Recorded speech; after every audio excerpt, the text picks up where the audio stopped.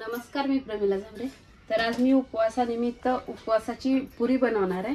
त्यासाठी मी 1 प्लेट शाबू घेतलाय आणि अर्धी प्लेट भगर घेतलेली आहे। तर आपल्याला अगोदर भगर भाजून घ्यायचे।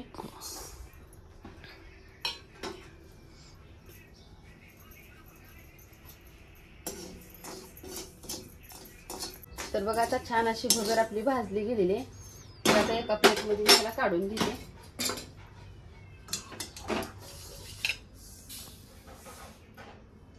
भगर भाजली, आता शाबू पण आपल्याला भाजून घ्यायचा आहे।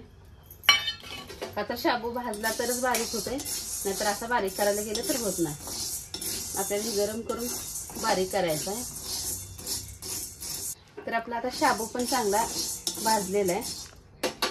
तर ह्याला आता मिक्सरच्या भांड्यामध्ये मी टाकून घेणार आहे। आपल्याला बारीक करायचं आहे।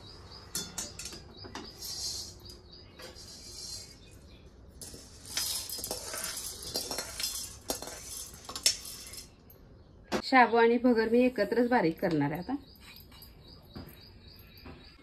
तर बघा, आता ही मी पीठ असं वाटून घेतलेलं आहे भगर शाबूचं। आणि मोठा एक बटाटा मी किसून घेतलेला आहे। ती बटाटा ह्यात टाकून घेते मी। थोडं टाकते, नंतर थोडं टाकते।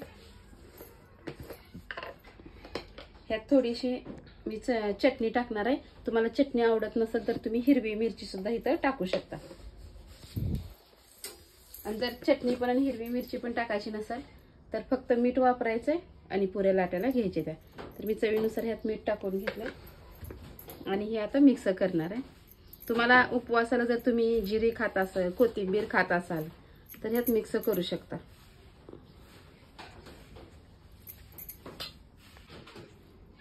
तर हे राहिलेला अर्धा बटाटा पण मी टाकून घेते। मोठं होतं म्हणून मी टाकलं नव्हतं।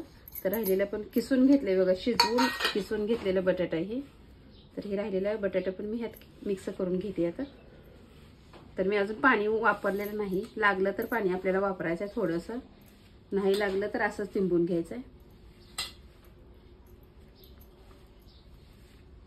तर बघा, असा छान असा मी गोळा तिंबून घेतलेला आहे। आणि हे गिरणीतून दळून आणलेलं पीठ एकदम चिकट असते। आपण हे मिक्सरवर दळल्यामुळे असं जरा चिरल्यासारखं दिसतंय बघा। तर आपण आता ह्याला न पळपुटावर लाटता हातावरच मी पुरी करून घेणार आहे बघा तुम्ही।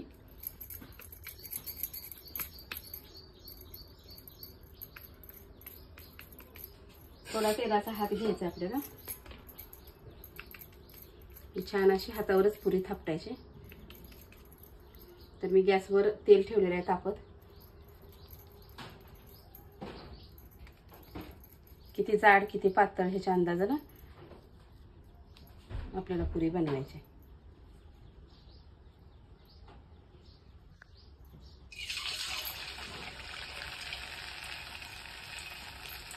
किंवा एखाद्या तेलाच्या पिशवीवर जरी खाली केलं तरी पण पुरी छान अशी होते।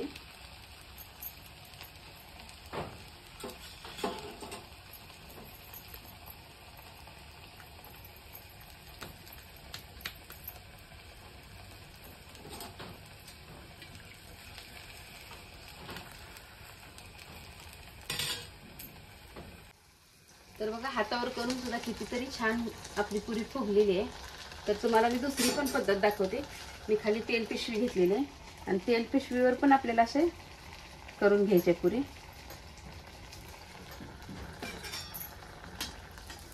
तर बघा, आता दोन्ही साईडने ही छान पुरी आपली तळली गेलेली आहे आणि कडक खुसखुशीत अशी पुरी झालेली आहे बघा। तर बघा, मी तेलाच्या कागदावर अशी पुरी केली। तर आता ह्याला आपल्याला तेलात तळण्यासाठी टाकायचे।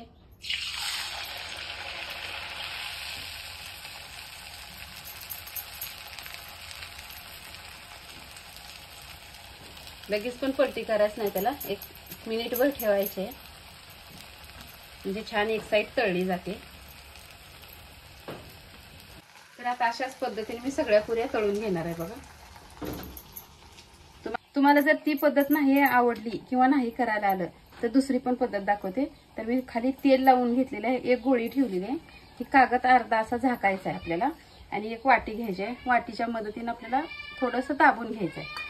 खाली किती झाले पापडी बघायची आपल्याला। तर आणखी थोडं असं फिरवून घ्यायचं म्हणजे साईड नाही, जर जाड असेल पुरी आपली तरी एक लेवल होणार आहे। तर बघा, आता एक लेवल झालेली आहे। कुठं जर चिरली असेल तर थोडंसं हे करून घ्यायचं आपल्याला। असं हातावर पलटी करायची पुरी कधीही आणि तेलामध्ये सोडून घ्यायचे.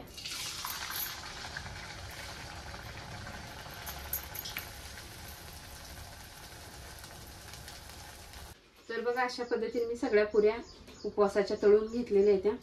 तर बघा एकदम खुसखुशीत अशी आपली पुरी झालेली आहे. एकदम टंब फुगलेली आहे, कुठेही कच्ची हे राहिलेली नाही. आपण शाबू तर सारखं करतोच कुठल्या पण उपवासाला. एखाद दिवशी असं नवीन काहीतरी केलं तर खायला लहान मुलांनाही छान वाटतंय आणि आपल्याला पण चांगलं वाटतंय. तर तुम्हीही करून बघा. माझा व्हिडिओ आवडला तर नक्कीच लाईक करा, सबस्क्राईब करा. फेसबुकवर बघत असाल तर फॉलो करा.